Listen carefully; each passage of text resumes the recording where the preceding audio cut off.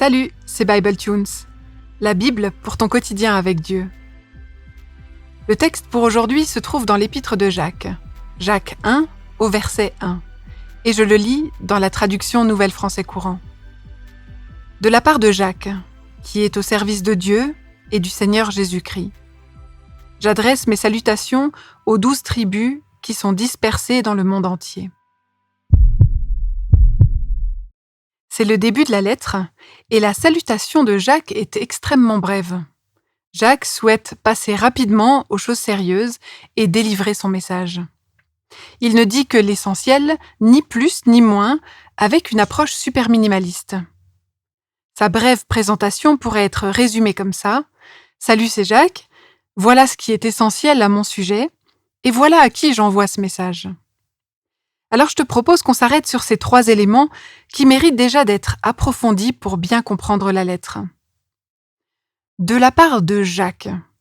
En français, la lettre débute par ces mots, de la part de Jacques. Le texte d'origine en grec commence simplement par Jacques, Iacobos en grec, ou Jacob. Mais alors, qui est Jacques ?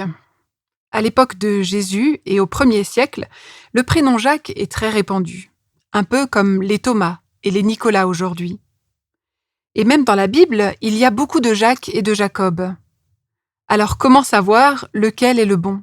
Comment savoir qui a écrit cette lettre ?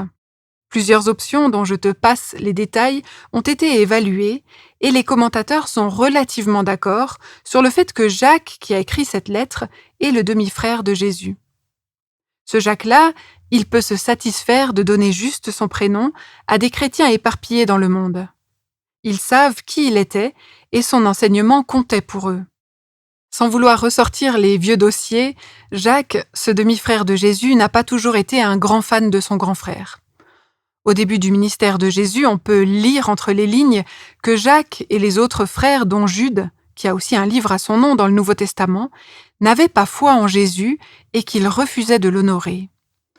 En fait, tous ceux qui ont élevé ou vu grandir une fratrie de garçons peuvent bien s'imaginer que ce ne soit pas évident quand le grand frère se déclare comme Messie.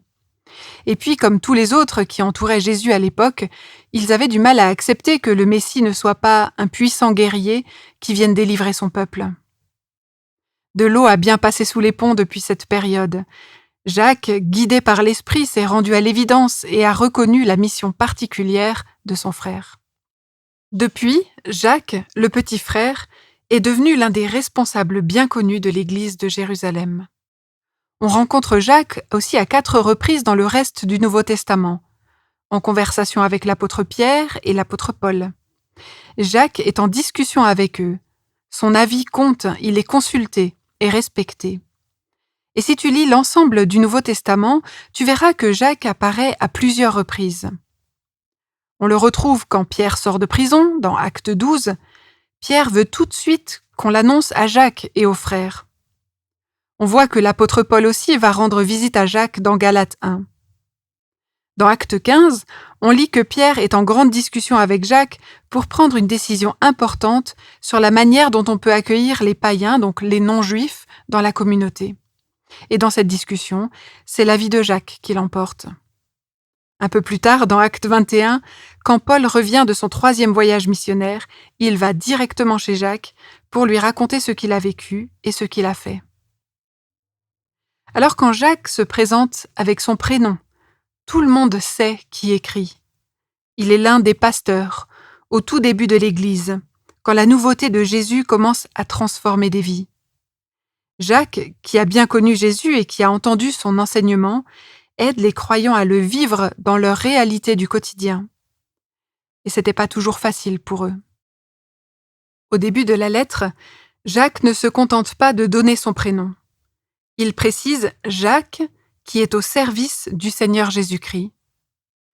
Avec son histoire, et si c'est bien Jacques, le demi-frère de Jésus, Jacques aurait pu commencer sa lettre avec un argument d'autorité, en se faisant un peu mousser.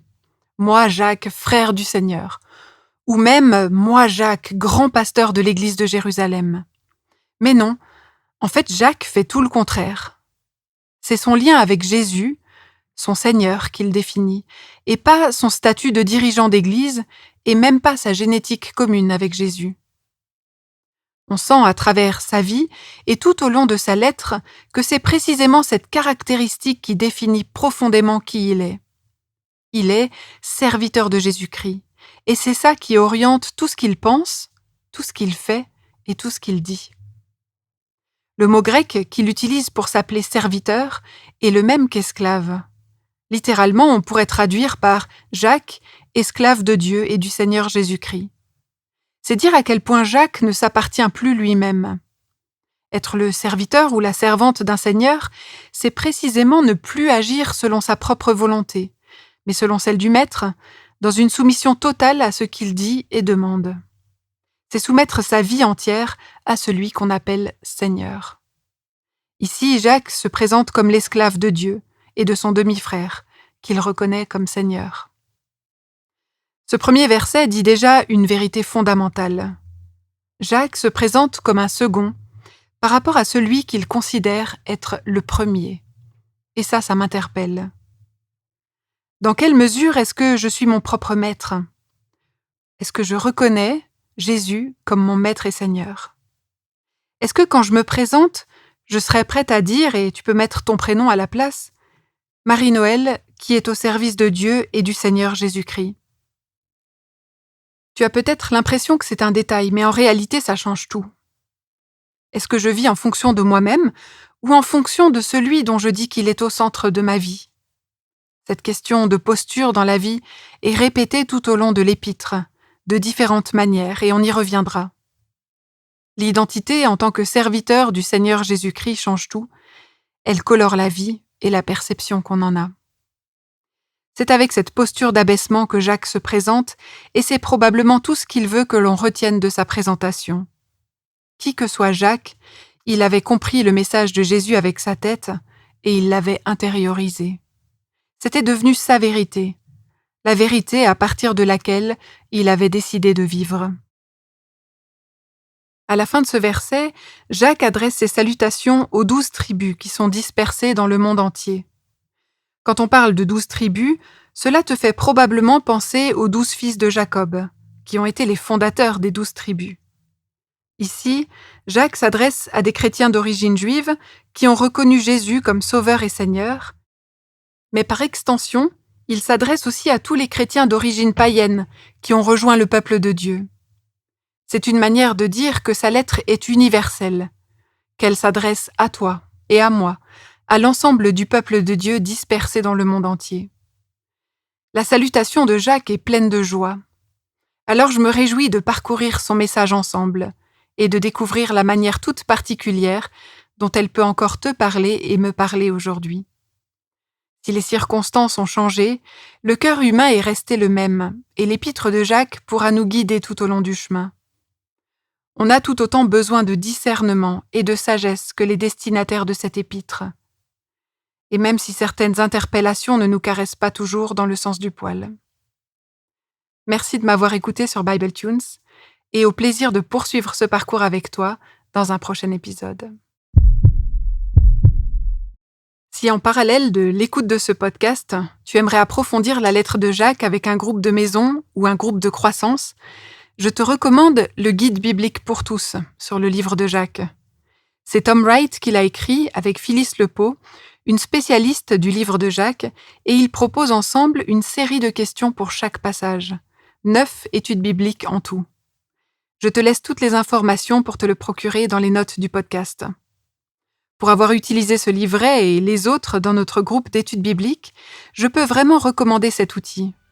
Les questions permettent de se plonger dans le texte pour bien le comprendre, mais aussi pour se l'approprier et en tirer un enseignement pertinent pour soi-même et pour son Église. Au démarrage, il y a toujours une question d'ouverture en lien avec le quotidien, puis des questions qui font l'aller-retour entre le texte et ce qu'il signifie pour nous. Les questions sont ouvertes et permettent à chaque personne d'apporter son grain de sel à la conversation, de beaux moments de partage en perspective.